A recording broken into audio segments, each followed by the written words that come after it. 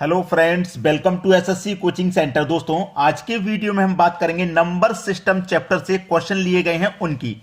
ठीक है, क्योंकि नंबर सिस्टम बहुत ही इंपॉर्टेंट चैप्टर है। तो चलिए स्टार्ट करते हैं। पहला सवाल है, संख्या 9 4 3 7 5 1 में 7 का स्थानीय मान क्या है। इस 7 का स्थानीय मान पूछा। इस 7 का ही तो पूछा है। अगर पूछ सकता था वो 9 का भी पूछ लेता, 4 का भी पूछ सकता था, लेकिन उसने किसका पूछा? 7 का। यानी कि इस 7 का स्थानीय मान पूछेगा। देखिएगा, पूछ क्या क्या सकता है। एक तो होता है दोस्तों स्थानीय मान, स्थानीय मान, ठीक है, स्थानीय मान। और एक होता है जातीय मान।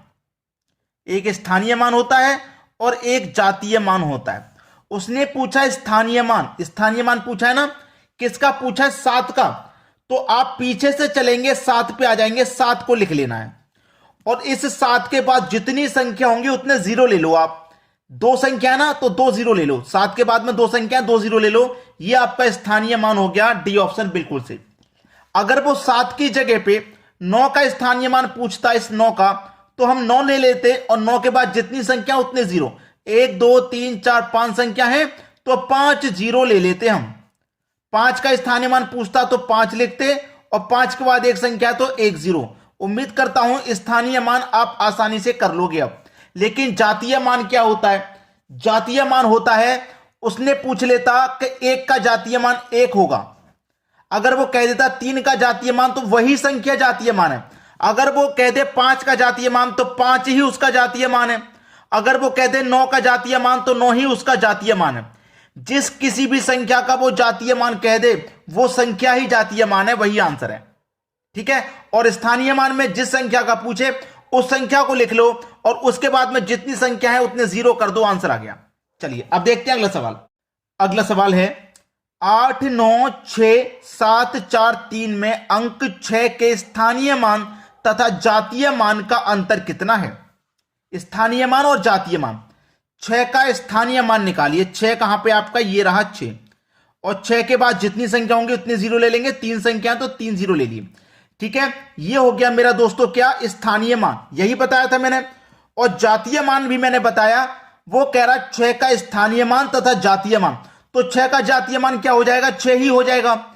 जिस संख्या का वो जातीय मान कह दे वो संख्या ही उसकी जातीय मान होती है। 5 का जातीय मान कह दे तो 5 ही जातीय मान है। 6 का जातीय मान कह दे 6 है। 4 का कह दे तो 4 ही है। और स्थानीय मान में क्या होता है? जो संख्या है, 6 दिया गया, यहां पे 6 का पूछा है, 6 ले लो। 6 के बाद जितनी संख्या उतने जीरो ले लो। अब इनका क्या करना है? हमें अंतर करना है। ये स्थानीय मान ले लिया, ये जातीय मान, दोनों का उसने अंतर पूछा है। अंतर निकाल लेंगे। 6000 में से 6 घटा देंगे, 5994 बचेगा। ये आपके सवाल का बिल्कुल सही आंसर है। उम्मीद करता हूं सभी को बहुत अच्छे से समझ में आ गया। सी ऑप्शन बिल्कुल सही आंसर। चलिए अब देखते हैं अगला सवाल। अगला सवाल है 7 2 8 4 5 8 1 में 8 के 2 स्थानीय मानों का अंतर। बहुत अच्छा सवाल है। देखिए, 8 के 2 स्थानीय मान। अब देखिए यहां पे 8 के 2 स्थानीय मान निकलेंगे, क्योंकि आपके पास इस पूरी संख्या में 2 बार 8 है। 2 बार 8 है ना।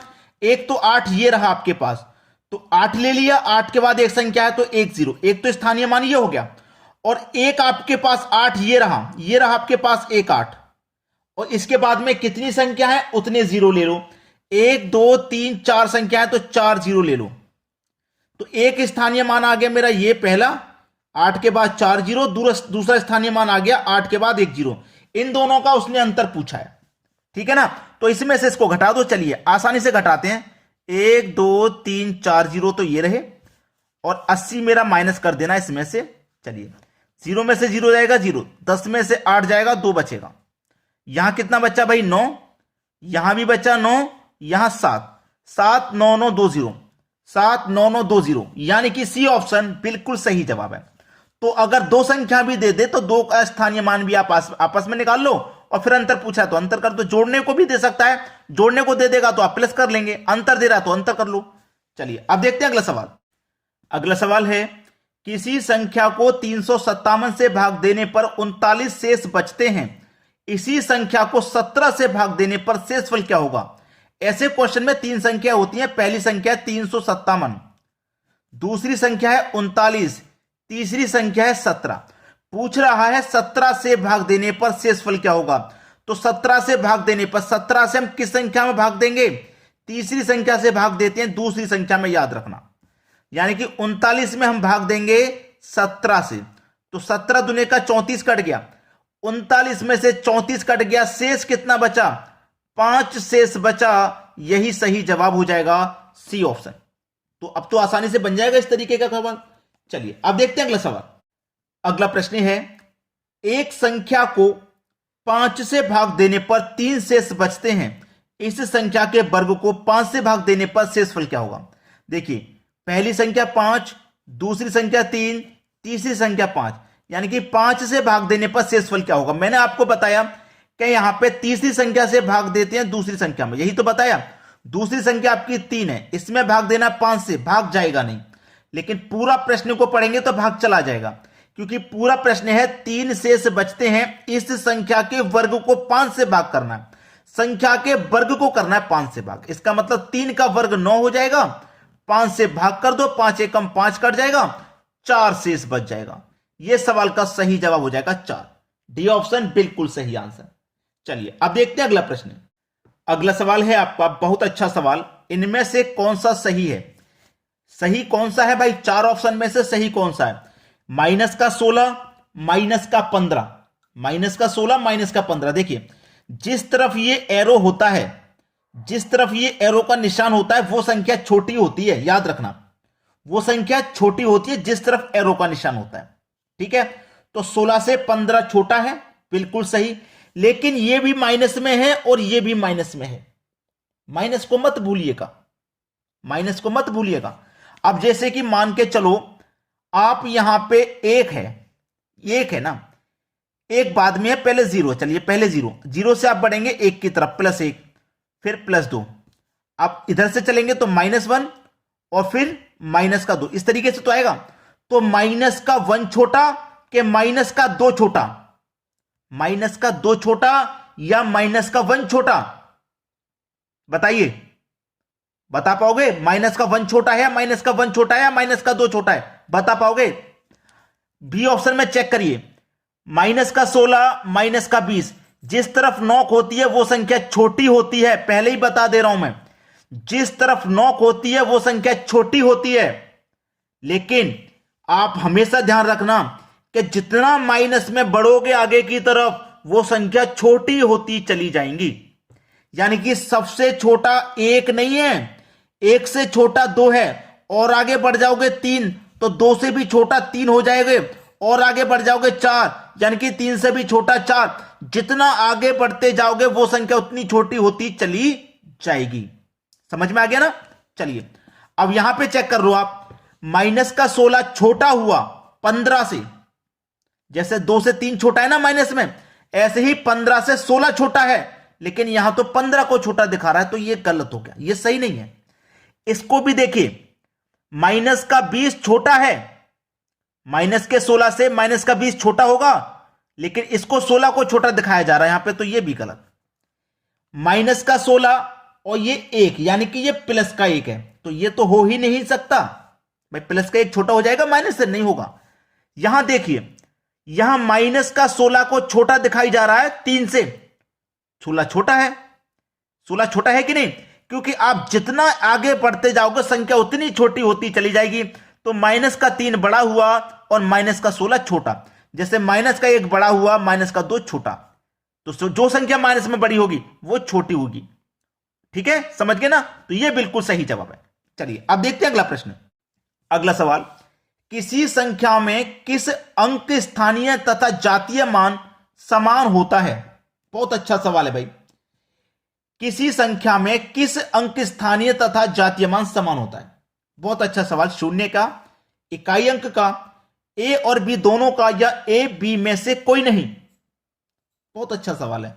देखिए, किसी अंक में किस अंक स्थानीय तथा जातीय मान समान होता है। भाई शून्य का होता है, लास्ट में शून्य दे देगा, तो शून्य का स्थानीय मान भी शून्य रहेगा और जातीय मान भी वही रहेगा। इकाई अंक, जैसे मान लो इकाई अंक में 21 है, यही इसका जातीय मान हो गया, क्योंकि जातीय मान 1 ले लिया। जातीय मान जो संख्या होती है और स्थानीय मान लूंगा 1 लूंगा, और 1 के बाद में कोई संख्या है नहीं तो एक ही स्थानीय मान रहेगा, तो जो इकाई अंक है ना वही स्थानीय मान जातीय मान रहेगा और शून्य में रहेगा। तो ए और बी, इसका मतलब ये दोनों सही जवाब है, ए और बी ये दोनों सही है। चलिए अब देखते हैं अगला प्रश्न। अगला सवाल है संख्या 17054 में शून्य का स्थानीय मान। स्थानीय मान तो मैं आपको बता चुका हूं, शून्य का स्थानीय मान यानी कि आप शून्य लेंगे, आपने शून्य ले लिया, स्थानीय मान निकाल लोगे आपने शून्य ले लिया। और इससे पिछले क्वेश्चन में ही मैंने आपको बताया था कि शून्य स्थानीय मान होता है और जातीय मान का शून्य का भी शून्य ही होता है और स्थानीय मान का भी शून्य ही होता है। तो सी ऑप्शन बिल्कुल सही जवाब। अगर शून्य के अलावा वो 5 का पूछ लेता तो 5 ले लेते, 5 के आगे 0 था, एक संख्या थी तो एक 0 आया था। 7 का पूछ लेता तो 7 ले लेते, 7 के बाद में 3 संख्या तो 3 0 आ जाते, लेकिन 0 का स्थानीय मान 0 ही रहेगा और जातीय मान भी 0। तो आपका सी ऑप्शन बिल्कुल सही है। चलिए अब देखेंगे अगला सवाल। अगला सवाल है संख्या 4 3 2 5 3 1 में 3 के स्थानीय मानों का योग पूछा है भाई। 3 के स्थानीय मान, क्योंकि 3 दो जगह आपका 3 है। चलिए मैं लिख लेता हूं 4 3 2 5 3 1। एक 3 तो ये रहा, इसका स्थानीय मान निकालेंगे यानी कि 3 के बाद में एक संख्या है ना तो 1 0। दूसरा 3 ये रहा, कितनी संख्या 1 2 3 4 संख्या तो 4 0। और दोनों का क्या करना है, इन दोनों का योग। चलिए योग कर लेते हैं। 3 1 2 3 4 0 और ये आपका 30 है। दोनों का योग पूछा है। 0 3 का 3 0 का 0 0 का 0 ये 3 3 0 0 3 0 3 0 0 3 0 यानी कि सी ऑप्शन ही बिल्कुल सही आंसर हो जाएगा। अब देखते हैं अगला प्रश्न। अगला सवाल है संख्या 3 2 5 7 में 2 और 7 का स्थान परिवर्तित करने पर प्राप्त संख्या होगी। बहुत बढ़िया सवाल है भाई। हम 2 और 7 का स्थान परिवर्तित करने पर 2 का स्थान का और 7 का परिवर्तित करेंगे तो पूर्व से बड़ी यानी कि पहले से संख्या बड़ी हो जाएगी या पहले से छोटी हो जाएगी, पूर्व से छोटी हो जाएगी या पूर्व के समान ही रहेगी या इनमें से कोई नहीं। चलिए 2 और 7 का स्थान बदलते हैं। हमारे पास पहले से जो संख्या वो है 3 2 5 7। अब 2 और 7 का स्थान बदलेंगे। 2 और 7 का मतलब जहां 2 है वहां 7 आ जाएगा और जहां 7 है वहां 2 आ जाएगा। बाद बाकी संख्या ऐसी रहेंगी।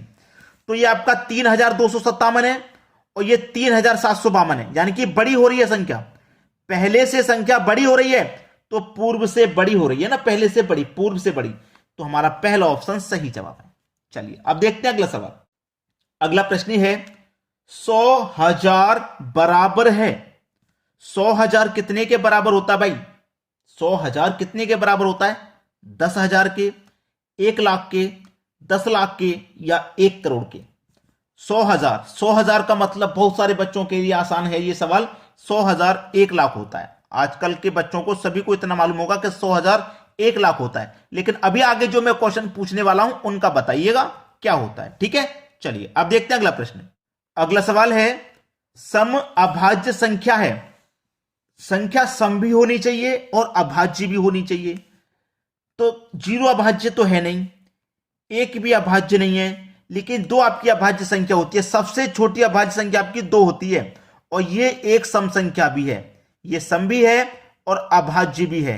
तो यही आपके सवाल का सही जवाब है। चलिए अब देखते हैं अगला सवाल। अगला सवाल है 1 करोड़ बराबर नहीं है 10 लाख के बराबर नहीं है 1 करोड़, या फिर 100 लाख के बराबर नहीं है, 10,000 के बराबर नहीं है, या इतने के बराबर नहीं है। यह प्रश्न अब मिलेगा आपको होमवर्क के लिए। मैंने बोला था एक सवाल मैं आपको देने वाला हूं और इसका आंसर आप मुझे घर से करके बताएंगे क्या आने वाला है। यह प्रश्न आपको होमवर्क के लिए। तो वीडियो अच्छा लगा कमेंट करके जाना, लाइक और शेयर कर देना। ठीक है दोस्तों, धन्यवाद।